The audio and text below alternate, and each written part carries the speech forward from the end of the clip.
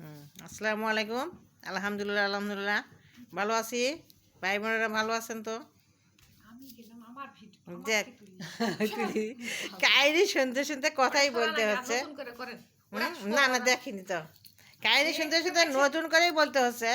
কোটি টাকার মাল পায় মনে হয় যে ছেলেপেলে পাক মারে ফেলে দিয়ে নিজের বিয়ে বসছে আর কি। হ্যাঁ, এত শখ। এটা মা বলে না, এটা এটা হলো কলঙ্কিনী মা।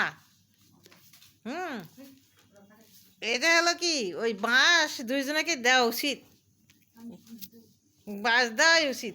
এই কোন ধরনের মা নিজের ছেলে মেয়ে পাক্কি মেরে ফেলে দিয়ে নিজের সম্পত্তি বিক্রি করে দিয়ে, হ্যাঁ, বিয়ার বিয়ার স্বাদ মিটাচ্ছে।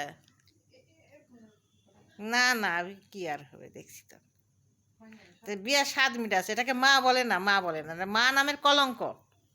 কত সুন্দর দুইটা ছেলে আর দুইটা মেয়ে আর ছেলে রেখে কোটি টাকার মাল পায়, লোভ সামাল হয়নি, হ্যাঁ, বিক্রি করে বিয়ার নাচন নাচছে। এটা কি মা বলে না, মা বলে না। একেবারে মা বলে না, এটা নোংরা, নোংরা একটা স্বভাবের মা। এটা মা বলে না। সে মানুষের সম্পদ সবারই আছে কম বেশি, তাই বলে কি ওই যে ছেলে মেয়ে পাক্কি মেরে ফেলে দিয়ে কি করবে, বিয়ার স্বাদ মিটাবে, এটাকে মা বলে না।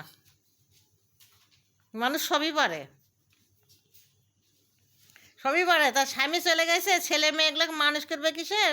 ওই যায় কি করেছে, সম্পত্তি বিক্রি, স্বামী বিশ্বাস করে তার স্ত্রীকে দেয়, সবই দেয়, দেয়, তার বিশ্বাস আছে, সবই দেয়। ও ও শুধু না, ও দেওয়া কি দিছে সে না, আরও মা আছে। কিন্তু এই যে পাক্কি মেরে ফেলে দিয়ে সম্পত্তি বিক্রি করে দিয়ে একবার বিয়ের আনন্দ ফুর্তি বাড়াচ্ছে। একে মানুষের বাস দুটা কি দেওয়া উচিত, বাস পিটানো উচিত। আমার তো মনে হচ্ছে, আমার ভিতরে তো জ্বলছে খালি। ছেলে মেয়ে মানুষ করা থুয়ে ও নিজের বিয়ার স্বাদ মিটাছে, এবার স্বামীর সম্পত্তি পায় মনে হয় যে ওই রাজত্ব পায় গেছে। তারা কি